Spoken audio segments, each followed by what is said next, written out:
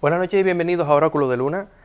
Decía Sigmund Freud que el sueño era un puente entre el subconsciente y nuestra parte consciente, y que de ahí, quizás, nuestros problemas no resueltos. ¿Qué son los sueños? ¿Por qué soñamos? ¿Por qué de las pesadillas? Y sobre todo, lo más terrorífico, la parálisis del sueño. ¿A dónde vamos cuando cada noche cerramos nuestros ojos y quizás ese mundo de fantasía cobra realidad? Y sobre todo nuestros terrores más profundos parecen cobrar vida, ¿verdad, Charo? Así es. Buenas noches. Bienvenidos a todos, y hoy un tema súper interesante y bueno, que habla mucho de todo, ¿no? Tenemos un psicólogo que nos va a analizar profundamente, que es su tema favorito, bueno, ¿verdad? Es uno de mis temas favoritos. Es uno de sus temas favoritos, nosotros que lo sabemos, que ya lo conocemos, y por supuesto tenía que estar en esta mesa hoy para hablar de esto tan interesante y que habla tanto de nosotros, ¿no? Porque vamos a analizar un poco algunos sueños, algunos arquetipos que aparecen en los sueños y todo eso. Vamos a intentarlo. Bueno, y recordemos que Jesús Molina dirige y presenta Mente Sana, programa radiofónico, y claro, nos ayuda en muchas cosas, ¿verdad? Así es. Y por otro lado tenemos a nuestro otro Jesús. Jesús Mena. La gente siempre nos ha dicho, cuando viene Jesús Mena, aquí viene fuerte. Y claro, cómo no, nos vas a mostrar muchísimas cosas, ¿verdad? Y vaya dúo, vaya equipazo, porque el mundo de los sueños es algo que siempre a nosotros pues nos fascina. Nos encanta, y sobre todo a ti, Charo, que eres muchas más, te encantan estas cosas. Pero bueno, empezamos. Los sueños, ¿qué son, Jesús? ¿Por qué soñamos? ¿Qué es el sueño?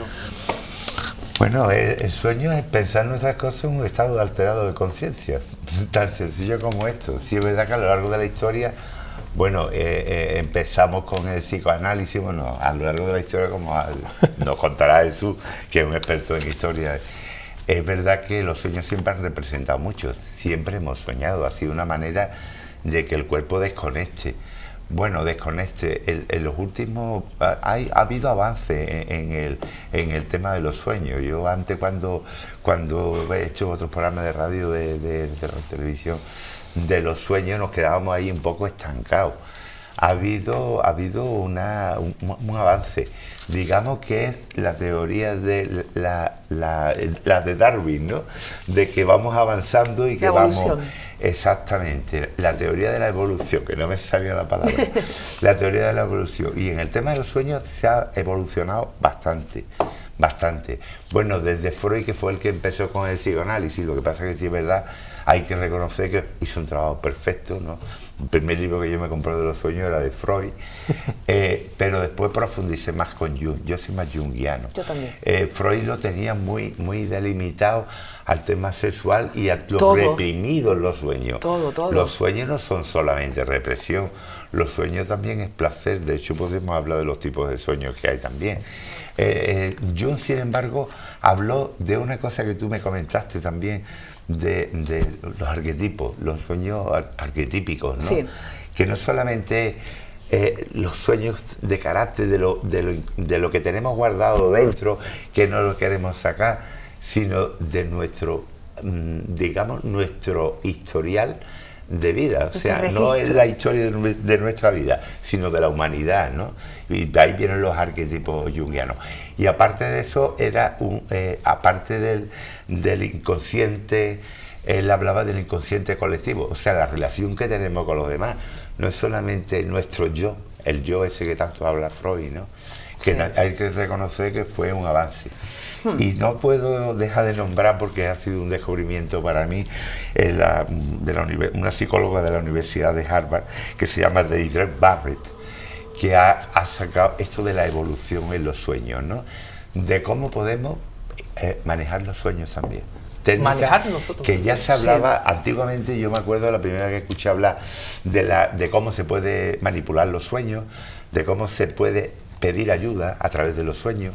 Pues siempre se ha dicho, bueno, lo voy a consultar con la almohada. Sí, y por la noche la chispa que tenías, que te daba una luz de algo que no sabía por dónde tirar, o un problema que tenías que solucionar. Curioso, eso es así. Y en el sueño te revelaba, que después hablaremos también de sueños famosos que han revelado problemas y conductas, ¿no?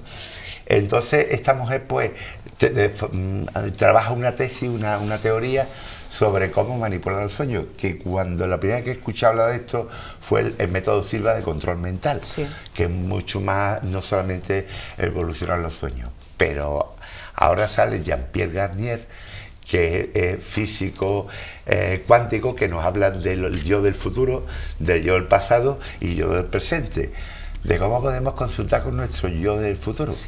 Y ya después explicaré, si acaso, para no ir explicando. ¿Cuánta información trae? Hay una técnica muy sencilla, muy de andar por casa, muy de agua. Sí, eso no lo tienes que decir. Eso os lo contaré, pero que no solamente nos quedamos ya en eso, que podemos también preguntar a nuestros sueños. Sí, cosas que necesitamos saber, solucionar temas o dudas que tengamos, ¿no? Sí, totalmente. ¿Dónde se produce esto, Jesús? Porque claro, muchos se preguntan, ¿qué pasa en el cerebro cuando dormimos?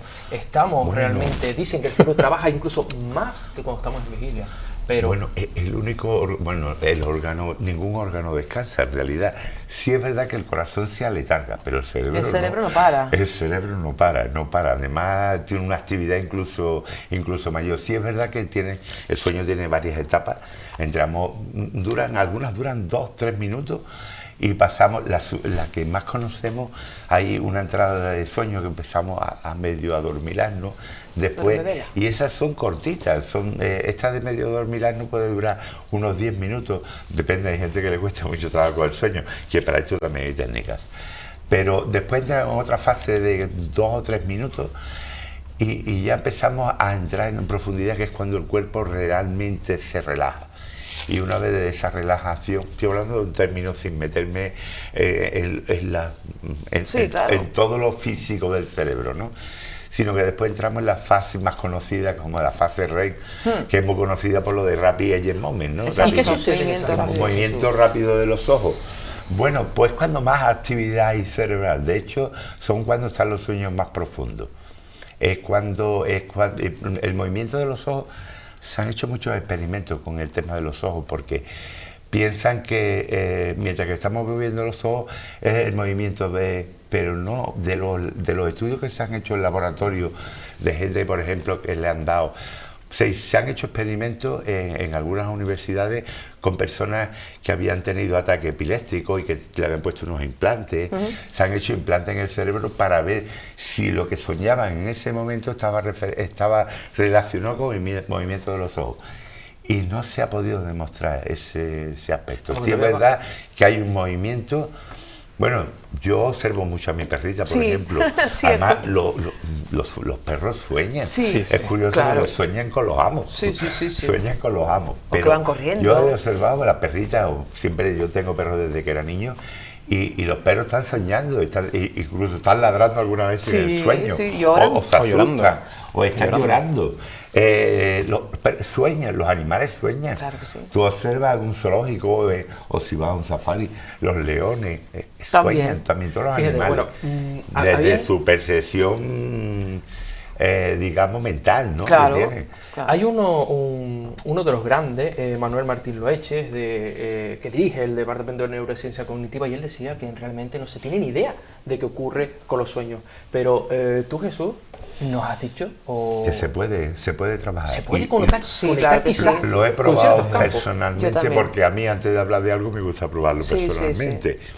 No sale la primera vez que lo hace, es cuestión de voluntad y de seguir haciendo. Y una técnica muy sencilla, que además Jean-Paul Garnier, en una de las entrevistas que le hace, lo nombra así como un poquito de pasada, pero esta técnica la doctora de Irre Parret ya lo comenta también. Es una técnica muy sencilla. Bueno, explícala brevemente. La técnica simplemente se va a hacer. Bueno, voy a contar así un poco, es imponer el sueño, digamos, o imponer el sueño, o simplemente pedir que en el sueño nos revele alguna duda que tengamos, lo que necesitemos. Tú puedes manipular ese sueño. Técnica, antes de centrarte mucho en la pregunta cuando te vas a acostar, cuando oras o pides una oración o algo, pues te centras en la pregunta. Y eso induce al sueño. Primer día a lo mejor no, pero sí educas al sueño. Pues fíjate, yo tengo una técnica mía, creada por mí, que se la mando a mis pacientes, y es inducir con la autosugestión, con los arquetipos del tarot, bajo la almohada. Bien. Y me lo contaste en cierta ocasión. Y funciona súper bien, porque al despertarte es como que trabajas, si quieres trabajar con el arquetipo madre, arquetipo padre, con historias que tengas que resolver, como que creas tu historia. Y es una autosugestión, una especie de autohipnosis, digamos, autosugestión. Claro, es que en realidad estamos haciendo un efecto placebo. Claro. Tanto tú dominas. Mi abuela tenía la costumbre de llamar a las ánimas benditas, ¿no? Rezarle para que despertaran por la mañana. Pero funciona, ¿eh? Yo he hecho la prueba y funciona, vamos. A mí me daba pelo cuando que... chico, pero funcionaba. Pues el concentrarte en el sueño, o tú sabes que las cartas que estás poniendo debajo de la almohada contribuyen a que tu mente trabaje y maneje tu mente. Funciona muy bien. Claro. Esto que tú comentas, quizás ya los antiguos o ciertas personas lo conocían, Jesús, porque el sueño conecta a veces. Hay documentos de que mediante los sueños se han conseguido verdaderamente cosas fascinantes, ¿verdad? Hombre, hablando, me ha parecido muy interesante lo que ha dicho Jesús sobre el tema de la inducción del sueño. Porque si nos vamos atrás en el tiempo, ¿no? Algo tan determinante como puede ser el oráculo de Delfos. Ese tipo de personas, ese tipo de oráculos que no dejaban de ser vírgenes, en un estado de duerme-vela, ¿no? Con distintos tipos de drogas, que entraban en un estado de sueño, al fin y al cabo lo que se le hacía evidentemente era manipularle el sueño. Sí. ¿Para qué? No era un estado de sueño completo, ¿no? Quizás total, pero sin ese delirio que fuese capaz de predecir cosas que a ellos también le conviniesen, ¿no? Porque vamos a decir que el oráculo, como todo en este mundo, pues tenía una cierta sugestión y tenía una cierta intervención por parte de otros grandes poderes, ¿no? Yo conozco personas que hoy en día han ido y les sigue provocando efectos. Claro, es que al final, si te parten de un punto de partida, en ese momento decir, un estado que no estás tú en tu propio cabal, eso puede al final determinar, ¿no? Y ese oráculo pues no deja de tener ese sueño, esa visión en vivo, y lo que está básicamente es inducido, ¿no? Y condicionado por lo que realmente ciertas personas tenían, ¿no? Pero claro, esto plantea muchas cosas. ¿Se conecta quizás con algo que no conocemos del todo? Ahí vamos de la otra parte, porque hablando del sueño, una visión, evidentemente Jesús está dando una visión mucho más científica que la que yo voy a dar, que es una visión pues un poquito más simbolista, ¿no? Histórica, en el concepto en el que el sueño pues algo que también acompaña siempre al hombre. Hay una serie de cosas que el hombre no puede desprenderse, porque como bien habéis comentado, el cerebro es un elemento que está en todo momento funcionando. Y lo que es interesante, cómo se convierte en un medio de canalización, en un medio de comunicación, en grandes acontecimientos vinculados con las grandes divinidades. Desde el propio mundo antiguo tenemos referencias que para poder conectar con lo divino, con lo que está por encima de la propia tierra, siempre se hace a partir del sueño. Podemos hablar desde el propio Antiguo Testamento, con la figura de Salomón, ¿no? Tan característica, donde el propio Dios se le presenta en sueños para hablarle, como otras figuras tan importantes actualmente en el cristianismo, como el propio San José. Tenemos la figura de San José, y San José no deja, aquí estamos viendo el sueño de Salomón, una pintura tan ¿Qué vemos en esa pintura, Jesús? Porque esto es fascinante, cuenta. Es el momento en el que Salomón se le presenta el propio Dios se le presenta a Salomón, y Salomón llega a cuestionarse por qué tiene esa condición de rey, y Dios llega pues a decirle que es necesario, ¿no? Que es algo que es una mediación realizada por él, y él se pregunta si él será capaz de estar a la altura de su propio padre, que es el rey David. Y Dios nada más que hace enunciar que aquellos que han nacido para ocupar un sitio, ¿no? Tienen ese destino y esa finalidad, y Salomón tiene esa función de cumplirlo, que no es nada más que enunciar la llegada del que vendrá y esa liberación del pueblo de Israel, ¿no? Y la venida del Salvador. Pero no solamente lo vemos en este caso, sino que vemos figuras mucho más cercana a la figura del cristianismo, como es el propio San José. Claro. Esa visión de San José de no solamente la huida a Egipto tan propia, sino también ese sueño en el que San José, sabéis que rechaza en un momento pues a la propia Virgen, donde el arcángel Gabriel, sí. De nuevo vemos esa comunicación. A la Virgen se le presenta en sueños al arcángel Gabriel, sí. Pero volvemos a ver cómo a San José se le presenta en sueño, y esa intersección es la que él le dice que, bueno, que María está embarazada del propio Dios, que va a dar luz al Hijo de Dios, y que es fundamental. Entonces vemos cómo esa comunicación es a partir del sueño. Pero que eso incluso es como que lo dice antes de tiempo. Sí, es algo premonitorio, claro. Y que se reproduce en varios momentos, pues ya os digo, del propio cristianismo y de otras religiones. Mahoma, en esos momentos de la Santa Escala tan característica, ¿no? donde pues Alá se le presenta, no deja de tener de nuevo un contacto a partir del mundo del sueño. Claro, pero siempre ahí se reitera. Ahí podríamos estar entrando en la parte de los sueños mediúnicos, que llamo yo, o los sueños, digamos, un poco relacionados más con el mundo esotérico, porque... Claro, pero vemos como el sueño, al fin y al cabo, en distintas religiones, en distintas perspectivas, se utiliza como un medio de canalización, de camino. Sí. Y hay un caso muy interesante, que por ejemplo Javier Sierra ha tratado en uno de sus libros tan famosos, ¿no?, como es La pirámide inmortal, no sé si lo conocéis. Sí, lo tenemos. Que es el famoso viaje que hace Napoleón, bueno, a Egipto, y ese interés que tiene Napoleón por dormir en la gran pirámide de Keops, sobre todo en lo que es el sarcófago de la Gran Pirámide. ¿Por qué?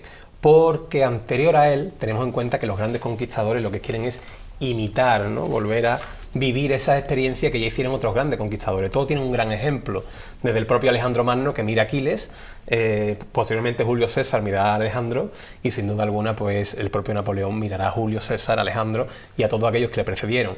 Lo que es curioso es que todos ellos acaban ocupando o durmiendo o pasando una noche en ese famoso sarcófago de la pirámide. Y saliendo trastornado. Y saliendo Una pregunta. ¿Esto coincide con el estudio que tú acabas de describir? Es decir, que no se queda, no dista de ese estudio, de lo que pasaba en esta época, a lo que está sucediendo ahora, es decir, ese mismo proceso de provocarte o dirigir un sueño. Sí, se puede, o sea que bueno, las últimas, esto se está haciendo por estudio de la universidad y además con personas que se han, 150 casos de personas que se han prestado a los temas estos, que tiene que ser súper cansado eso. Bueno, yo fui testigo de un sueño, bueno, del sueño mediúnico, bueno, que ya esto es una cosa más profunda tuya, pero que tú llegaste a soñar una cosa, 6 meses se cumple, sí, y se quedaron incluso, a las personas que lo contaste se quedaron boquiabiertos, y eso pasó. Es decir, algo que se conecta, como habíamos hablado quizás desde el exterior, de que no conocemos, ¿no? Eso está un poco relacionado con el tema de la segunda parte, que será la parálisis del sueño, y con los sueños premonitorios constatados. O sea, no lo digo, no, constatado por mucha gente además, y sí, me ha ocurrido en un par de ocasiones y cosas bastante fuertes, como tú bien sabes, pero sí, puedo decir que existen, vamos, los sueños premonitorios. Por eso yo hablaba de, de los tipos de sueños, ¿no? Los deseos, la clasificación temores, de tipos de sueños, claro, ahí podéis vosotros profundizar en la gran variedad que hay, porque el sueño, como ya os he dicho, ¿no?, es algo que forma parte del ser humano y que tipología, pues supongo que habrá una gran cantidad, y sobre todo dependiendo de, no deja de ser el anhelo, ¿no?, también de parte del ser humano. Deseos, temores, sueños de... Nos decía antes de que nos quedemos cortos de tiempo, porque claro, muchas personas que nos están viendo, yo creo que ustedes evidentemente lo saben, que hoy en día una de las cosas que nos pasan es el insomnio, y eso es una cosa que hoy en día muchísimas personas pues lo sufren y los padecen. Y tú comentabas antes que había una serie de técnicas quizás para ayudar a esto, para quien nos esté escuchando, por si quieres brevemente. Mira, yo tenía la costumbre, y me encanta la radio porque además hago radio desde hace tiempo y me gusta, pero yo tenía la costumbre de acostarme escuchando programas de radio de misterio, de esoterismo, me encantaba.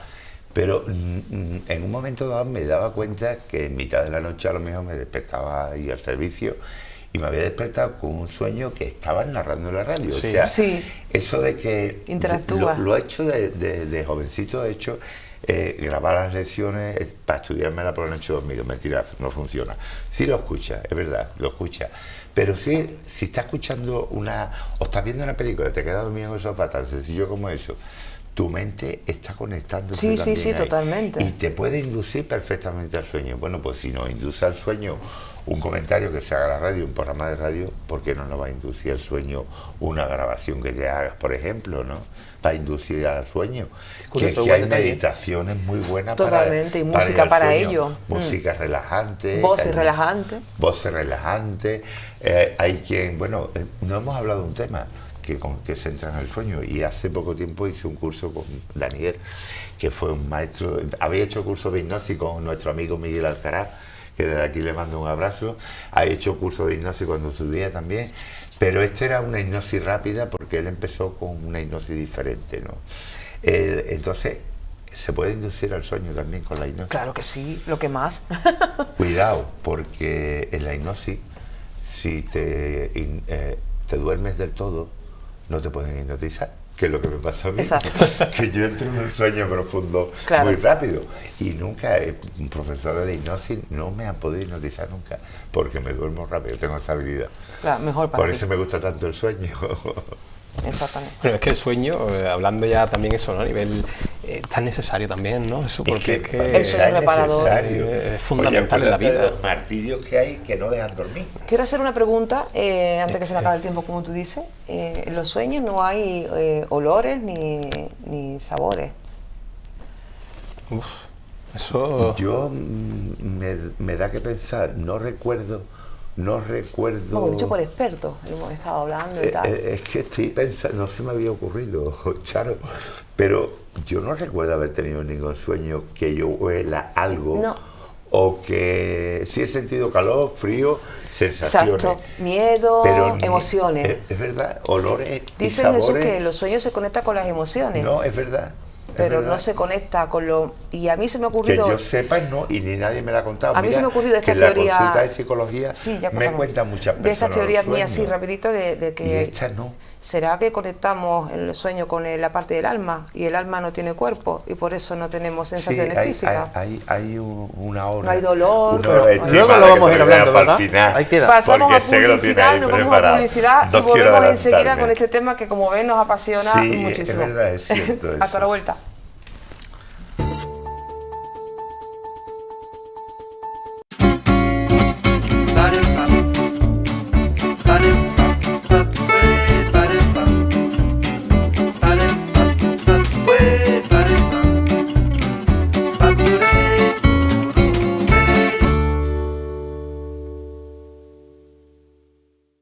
Caja Rural de Utrera es como esta tierra, la combinación perfecta entre tradición y modernidad. Una caja actualizada que se ha sumado a la era digital para poner todos los trámites a tu alcance. Para ello, se ha diseñado la nueva Rural Vía, una aplicación fácil, intuitiva y segura. Caja Rural de Utrera es también defensora de las buenas costumbres. Mantenemos el horario de oficina de 9 a 2 y ofrecemos atención preferente a nuestros mayores, embarazadas y personas con movilidad reducida. Caja Rural de Utrera, la combinación perfecta.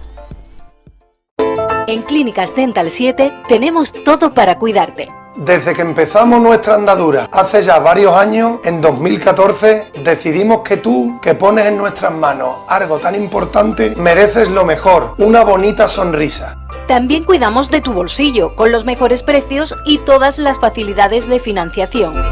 Cuidamos de tu salud bucodental, con los mejores medios, experiencia y continua formación. Clínicas Dental 7, preparados para cuidarte. Escucha, hay un servicio de Internet que tiene precios económicos y alta velocidad. Telecable Andalucía. Internet y líneas móviles para todos los bolsillos. ¿Quieres ahorrar? Telecable Andalucía es tu mejor opción. Llama al 954-496-001 o visita www.telecableandalucía.com. Bueno, estamos de vuelta, buenas noches de nuevo en Oráculo de Luna. Vamos a pasar a la sesión de siempre del correo. Lo voy a resumir yo porque es bastante largo y como siempre andamos con cuestión de tiempo en televisión, como ya sabéis, lo voy a resumir para que sean los grandes rasgos y le vamos a preguntar a nuestro psicólogo, bueno, si él puede darnos alguna descripción, porque esta persona nos escribe de Sevilla, Vero, y ella me contaba que tenía un sueño donde llegaba a una casa que le era familiar, pero sin ser reconocida por ella. Había personas familiares, pero que tampoco les ponía cara. Solamente veía a una abuela de ella que falleció hace 20 años, a una tía de ella fallecida hace mucho también, y ella abría un armario y sacaba un limpiazapatos, supuestamente de su padre ya fallecido. El padre no aparece en ningún momento en la escena.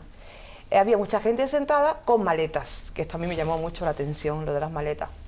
Después de ello, la tía le dice a su abuela, ella viene a recoger las cosas de su padre, y le dice, dile a tu abuela que te dé el péndulo que tiene la punta con sangre. ¡Tin! Se acabó, fin.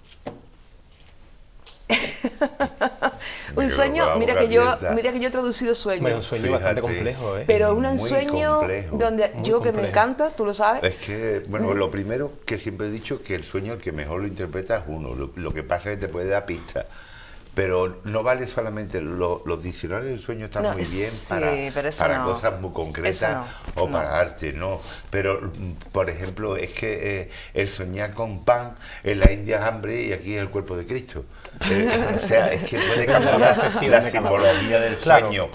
O lo que para ti, por ejemplo, hay personas que sueñan con serpiente y le da pavor, y otro que sueña con serpiente y es sabiduría, sexual, un gesto de suerte o de sexualidad, o que tiene o un animal, dice que son el enemigos de la también. rata en China, y a mí una rata me da un asco tremendo.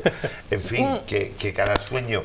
Lo que sí es verdad que habla de personas fallecidas, que eso es lo que no sé si esta chica llegó a conocer a su abuela. Sí, sí. El padre también estaba fallecido. El padre hace menos, pero no aparece en el sueño. A mí lo que más me ha llamado la atención son las maletas. Y a mí también. Tú decías algo de las maletas. ¿No? Claro. Por el viaje a la muerte, tiempo, ¿no? El viaje. Porque se relaciona. La maleta es cuando te va del viaje. Date cuenta, el arquetipo del hombre con sombrero, cuando lleva la maleta te anuncia la muerte, es como el viaje al más allá. Que en Madrid hay una estatua en la estación de Atocha. Claro, está todo todos sentados ahí, ¿sabes?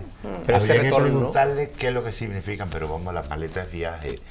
Y personas sentadas esperando ese viaje, rodeadas la de abuela fallecidos. Es importante también, la figura de volver quizás a esa infancia, ¿no? A esos momentos de a mí me llamó mucho la atención, lo que me ha dejado a mí un poco en shock es lo del péndulo con la punta llena de sangre. Ahí es que no tengo por dónde cogerlo. Eso es lo que me descuadra. Yo sé que ella está trabajando, está estudiando el tema del péndulo y demás. Es alumna mía de este tipo de... Le gusta el esoterismo, pero de la sangre... Sangre, a lo mejor quizás lo que me dices tú, el interior, que refleja el interior, la sangre, o el dolor, el sufrimiento. O el miedo a descubrir algo. Miedo a descubrir. Tú sabes que yo hago constelaciones familiares también. Es por eso te lo digo. Muchas veces nos da miedo descubrir algo en nuestra familia, en nuestro puede antepasado. Ser que haya algo, hay cosas pendientes con la familia. De la serie que siempre he recomendado, la de Mi otro yo, de Netflix, que en esa serie se ven cosas de asesinatos en vidas pasadas. Y cuando he hecho constelaciones se me ha dado el caso de personas que no sabían nada de ellos y fueron asesinados, por ejemplo. Hablando como entonces, si ella mueve el péndulo, que el péndulo ya de por sí tiene un poder fuerte, si ves sangre ahí es porque el péndulo es el miedo a descubrir algo en la familia. O quizás el miedo a manejar el péndulo. Igual que tú hablas del pan, la sangre también se relaciona con algo religioso. También, no sé, se me ocurre. Bueno, si te vas por lo religioso, como ella, la sangre ella es creyente, Cristo, la vida, la renovación. Pero, ella es creyente, quizás la no aprobación de ella misma hacia lo que está usando. O puede ser un sueño premonitorio. Estoy haciendo hipótesis. Sí, es que es un sueño bastante complejo, ¿verdad? De que va a descubrir algo con el péndulo, porque con el péndulo se puede preguntar muchas ahí lo cosas. dejamos. Y antes de acabar, como quería hacer un poco aquí, os he elegido un péndulo a cada uno, ya que suelo regalar péndulos. Este es para ti. Ay, muchas gracias. Este es para ti. Muchísimas gracias, Charo. Hablando de péndulo, he aprovechado la ocasión para daroslo aquí. Tú haciendo regalitos siempre. A mí, tú sabes que me gusta mucho regalar. Creo que regalar es... Bueno, siempre regalo péndulos, además, los que están aquí, por aquí lo saben. Hablando de péndulos y hablando de marca, de sangre quizás, muchos dirán, vaya pesadilla, pero entremos en esto. ¿Qué son las pesadillas, Jesús?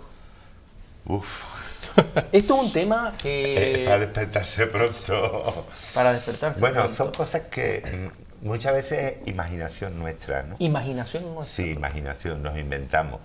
También puede ser que las relacionamos casi todos los sueños, aunque hay sueños que son muy raros, pero casi todos son vivencias que hemos tenido durante el día, que las vamos asociando, ¿la película? Las mezclamos y montamos una película y además, como el cerebro se censura mucho, pues cambian los sueños totalmente. Podemos cambiar un sueño. Las pesadillas son los miedos internos, que pueden ser arquetípicos también, ¿eh? Sí. Pueden ser arquetípicos. Lo cierto es que de verdad que se pasa mal. Y sobre todo, las pesadillas se dan mucho en los niños, en esos miedos sobrenaturales.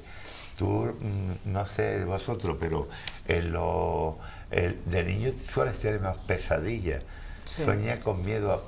Terrores nocturnos, la oscuridad. Estos terrores nocturnos, o que nos hablaban. Cuando yo era niño, y ya tengo mis añitos, nos metía mucho miedo con el tío de la manteca, la mano negra, me acuerdo de la mano negra, con los fantasmas, con las brujas, y ahora a mí las brujas me encantan.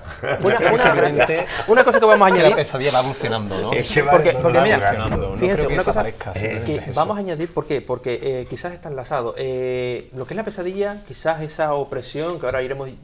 los síntomas físicos, los síntomas físicos, pero es que tú, mira, traes una fotografía. Hay una obra una foto, perdón, una obra, un óleo. Hay una obra que es significativa.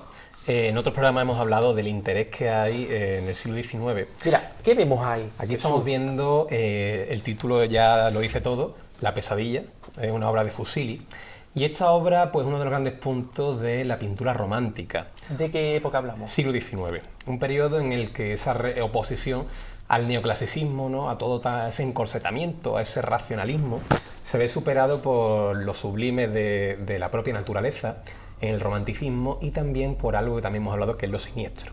Ese elemento atractivo de aquello que no se ve, que nos supera, que nos provoca terror, que nos provoca pavor, y donde el propio instinto humano es el que manda, ¿no? Y en este caso estamos viendo una pintura que, hablando de la pesadilla, creo que recurre de una forma muy simbólica a una pesadilla que no es una pesadilla, porque ahora Jesús seguro que nos va a explicar mucho mejor de lo que lo voy a hacer yo, pero no deja de ser un ser demoníaco, ¿no? Que directamente lo que está es oprimiendo el pecho de una chica, que no deja de ser más o menos una interpretación de ese fenómeno que se conoce como la parálisis del sueño. Y un incubo. Fíjate, Charo, eso lo domina, esa opresión torácica que todos describen, esa sensación de angustia que no te puedes mover, y como decía en muchos lugares de Latinoamérica, que se te sube el muerto. Esto es algo que se dice y que parece ser que está extendido, ¿no?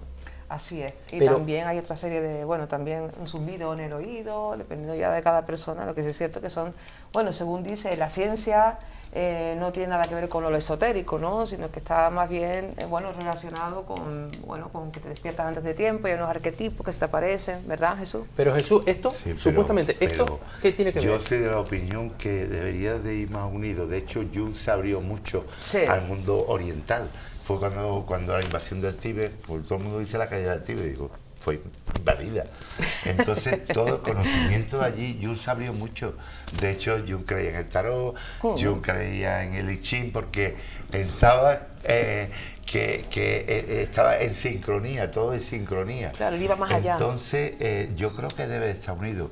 Un psicólogo que no escucha a una persona que dice que ha soñado con muertos, que le han hablado a los muertos, que no eso...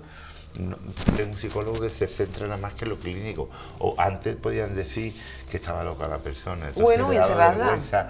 Yo me acuerdo una vez que me pidieron, oye, mira, háblale a Jesús, que Jesús cree en esas cosas. Usted sabe que me gusta mucho lo esotérico también.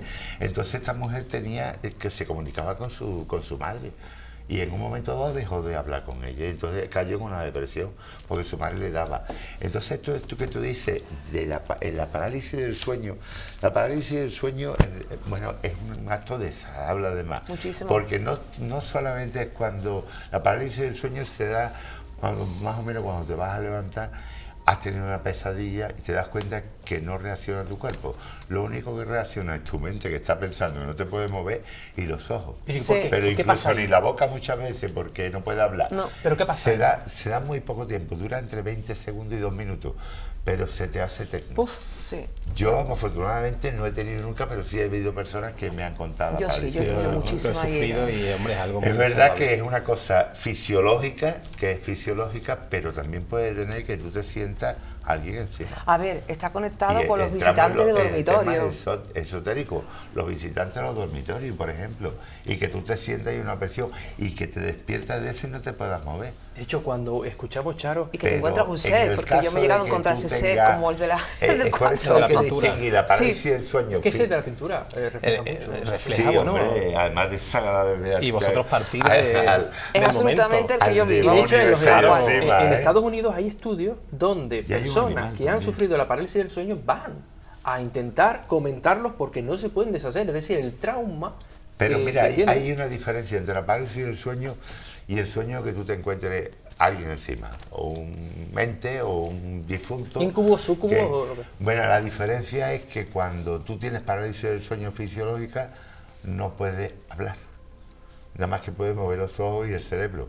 Sin embargo, si tú tienes a alguien encima, puedes gritar. No. En mi caso no. En tu caso no. No. Pero ahí no te involucra. Justamente te paralizan tú puedes gritar. Igual te paraliza del mismo miedo. ¿Qué va? ¿No? No. O te tapas la boca. No. Hay muchos casos, muchas experiencias. Bueno, y aquí entramos, una pregunta a todos, porque por el tiempo, bien sabes, decía sí, Carl Gustav Jung, que era el propio, por ejemplo, muchos cuando escuchan la parálisis del sueño, evidentemente que no puede faltar lo que hemos nombrado, el sombrero, esa sombra negra, pero claro, había una teoría, habían varias vertientes, quizás algo negativo que viene de alguna manera a alertarnos, o quizás, como decía Jung, que era nuestro propio... La sombra. Inconsciente, nuestro propio... algo que hemos hecho mal y que de alguna manera aflora ahí. ¿Ustedes qué piensan? O sea, sí. Bueno, hay realmente una explicación científica a esa parálisis del sueño, que creo que es que el cerebro deja de tener un momento riego o algo parecido y dejaba el cuerpo, vamos a decir, que el cuerpo va por una parte y el cerebro va por otra.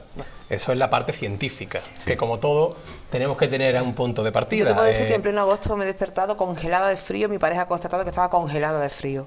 Y la habitación no hacía frío. Es una visita. Eso es donde yo estuve, no sé. Es una visita de hay que partir. Vamos. Yo creo que la parte científica siempre hemos visto esa pintura y esa pintura no deja de ser la percepción que tiene una persona del siglo XIX. A día de hoy tendemos a tener el punto de partida de darle una explicación racional a los fenómenos, por lo menos científica, lo que se le puede dar. Pero aquí estamos en un programa entonces, de misterio. Claro, sí, está por supuesto, pero hay que también dar la parte un poco más verídica, claro. ¿no? Entonces, pues a día de hoy la interpretación depende de muchos factores. Por supuesto hay una parte pues que puede tener una rama científica que da una explicación y después también yo creo que la ciencia quiere explicar todo lo que no puede controlar. No, la ciencia simplemente quiere explicarlo todo. Exacto. Pero la función todo de la no ciencia, se puede explicar. Antes había cosas es darle que no razón se podían a las cosas. Yo te puedo decir, y siempre repetiré la misma pregunta cuando me encuentro con un científico, ¿dónde está la explicación de Dios? Bueno, mira, hay una cosa, eso hace sí poco que se leí, da por hecho. Es curioso que me hagas esa pregunta porque estaba pensando justamente en eso, fíjate. Lo sé. No, es una... Lo sé. Hay una obra que es de escultura, que es de San Agustín, y entonces San Agustín está buscando la inspiración, ¿no? Y dice que en ese momento se le presenta a un ángel, quiere encontrar la forma de explicar la existencia de Dios. Entonces dice que un ángel se le presenta con una vieira y le dice, tú quieres explicar qué es Dios, ¿verdad? ¿Eres capaz de absorber todo el agua que hay en el mar con una concha? Y le dijo, no.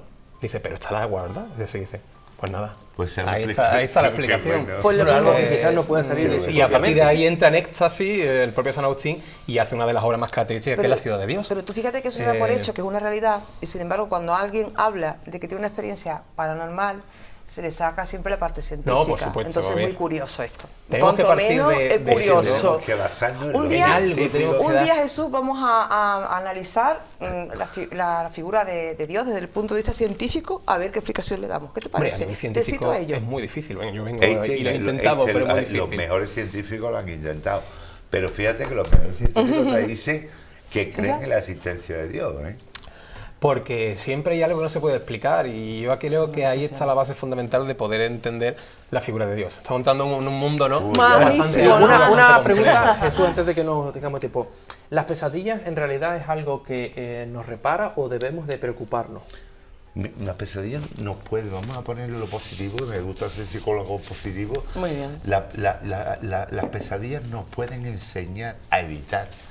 Lo mismo que cuando tenemos miedo de algo que nos evita de un temor, que vamos por la selva estaremos pendientes que no haya leones, y pues lo mismo, la pesadilla nos puede servir, o puede ser, como tú has dicho también, puede ser algo que nos recorcome por dentro, algo que no estamos satisfechos con nosotros mismos. Y que a veces no nos damos cuenta y no sabemos por qué soñamos eso. Y hay un tema que es muy significativo, los sueños recurrentes. Eso te iba a decir. Los sueños recurrentes. Cuando a ti una pesadilla o un sueño se repite muchas veces, el subconsciente te quiere dar un mensaje. Sí. Lo que pasa es que cuando se repite y se vuelve a repetir una vez y otra, es que tú no has sabido interpretar sueños, no has cambiado. A lo mejor te cambia pequeños matices, pero los sueños recurrentes es eso, es el subconsciente diciéndote, y yo, Alberto, a ver si te das cuenta ya, ¿no? Que te quiero dar una señal y que tú no te das cuenta. Es importante eso, la pregunta se lo hago a los tres, de dejar una libreta y apuntar lo que soñamos. Eso es, se me ha olvidado y yo siempre lo digo, casi siempre que hablamos de los sueños, Yo duermo con una libreta en el salón, que también me quedo dormido en el sofá algunas veces. Tienes varias libretas, ¿no? Tengo varias libretas. Tengo una, en el cuarto baño no, pero en mi mesita de noche siempre hay una libreta. ¿Y por qué esto es importante, Jesús? Por una sencilla razón. El sueño, aunque sea garabato, porque cuando te despiertas te levantas de una manera... siempre tiene algo en la mente al despertar. Pero cuando la mayoría, hay veces que no recuerda el sueño, yo tengo el sueño. Pero sí es verdad que a mí la libreta me ha ayudado mucho, porque en el momento apunto lo principal del sueño y por la mañana ya más tranquilamente, cuando ya me levanto y cojo el agua donde toma los matices, y empieza a tirar del hilo y me sale el sueño entero. Que de la otra manera digo, ¿y qué soñó esta noche? Se olvida, es verdad que soñamos siempre. Tú fíjate que es muy la vida del significativo. sueño no es una cosa duradera. Si nosotros no somos capaces de apuntarlo, lo eliminas rápidamente de tu mente, porque al final es algo que no ha sido racional, es decir, algo tan irracional, no tan subjetivo, que cuando pasan las horas tú básicamente no recuerdas bien lo que has soñado. Es muy curioso, a no ser que te impacte. Exacto. Y cuando te impacta tanto... A veces hay sueños, tú imagínate, por ejemplo, pues una conocida mía que vio morir a su hijo en un accidente. Entonces le dijo, hijo, no vaya a coger, que tenía un sueño. Era un sueño premonitorio. Y el hijo no le hizo caso. Imagínate si a esa mujer se le quedó grabado ese sueño. Hombre, pero eso ya es un trauma, ¿no? Sí, además, eso ha sucedido. Y además, ¿pero eso sucedió? Es muchas curioso veces, porque también madres que en un momento dado se despiertan en la noche tienen una conexión con su hijo. Ten en cuenta que una madre ha tenido a su hijo 9 meses en el vientre. Tiene una conexión especial, o no tienes tú una conexión especial con tu hijo. Hombre, bueno, eso pues llegas a otro... captar cosas que tu hijo está y lo está captando en el sueño. Llámalos señales que le mandan del universo, llámalo sueños, llámalo como tú quieras. Bueno, si no, otra cosa también, los gemelos que han nacido en el mismo, suelen tener algunas veces los sueños repetitivos, los dos. Bueno, yo lo he tenido con mi hija, los mismos sueños. El mismo sueño, en la misma noche. Hay una conexión ahí. Pero es verdad que hay sueños que te impactan, que tú dices, ostras, vaya sueño que tenía esta noche, lo que tú has contado ahora, pues lo viví yo con mi padre, ¿no? El sueño premonitorio. Y entonces, y además fue bastante fuerte, vamos. Que puede ser una visión que hayas tenido durante el sueño o haya sido un sueño. ¿Quién sabe si ha sido un sueño? O que estás despierta a mitad de la noche soñando algún accidente o algo y te llaman por teléfono. Es cuanto menos extraño. Ten en cuenta que ahí entra dentro de la sincronía. Podemos estar sincronizados con el sueño. Cuenta que yo hay tanto por descubrir una persona de los sueños. en particular. Yo creo que las mismas preguntas que nos estamos haciendo nosotros ahora se la han hecho anteriormente. De personas. Ahí vemos... Fíjate tú que hay estudiosos, profesores universitarios que llevan estudiando además con gente que se prestan para hacer estos ejercicios. Yo conozco una persona en particular que sueña, cada vez que sueña con un carruaje tirado por muchos caballos, muere alguien cercano. Ya sabe o esa persona que lo asocia con los carruajes. Son arquetipos, ¿no? De alguna forma. Ese sueño eterno, ¿no? A mí el carruaje me llama mucho la atención por Platón y todo esto, que el carruaje, los caballos, son el destino, la mente. El carruaje se identifica con la personalidad, ¿no? Es decir, una pregunta ya quizás para mirar todo esto, ¿conectamos con algo más allá? ¿O es nuestro cerebro el que produce estas cosas? ¿Con el más allá, has dicho?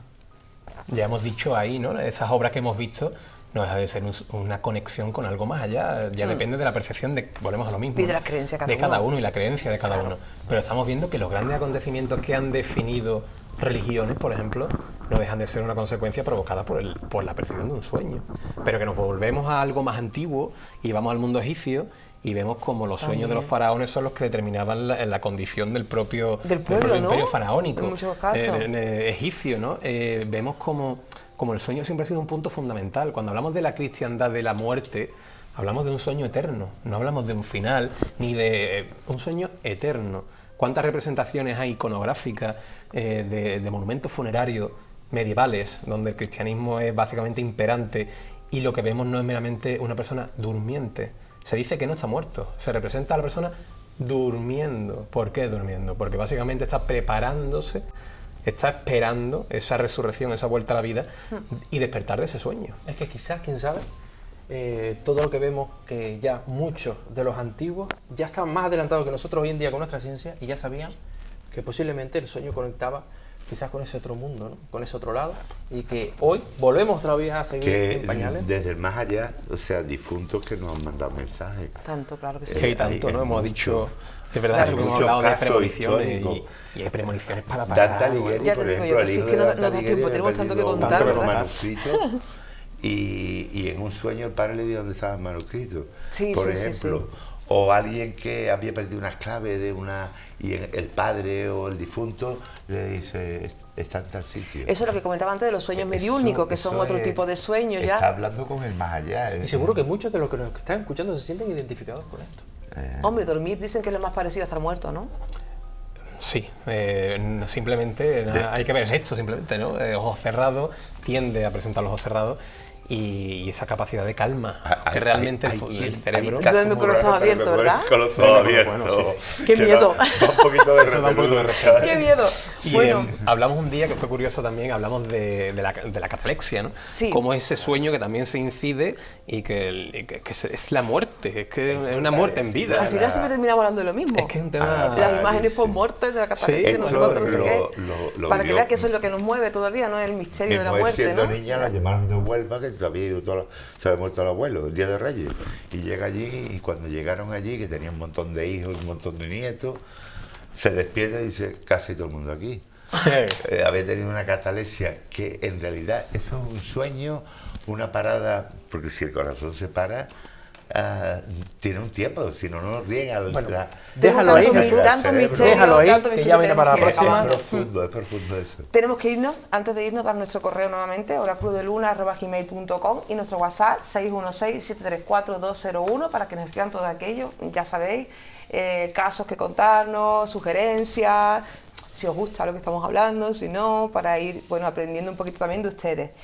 Y bueno, hasta aquí hemos llegado, como decía aquel, Calderón de la Barca, la vida es sueño y los sueños son. Nunca dejen de soñar, sobre todo cuando están despiertos. Hasta la próxima.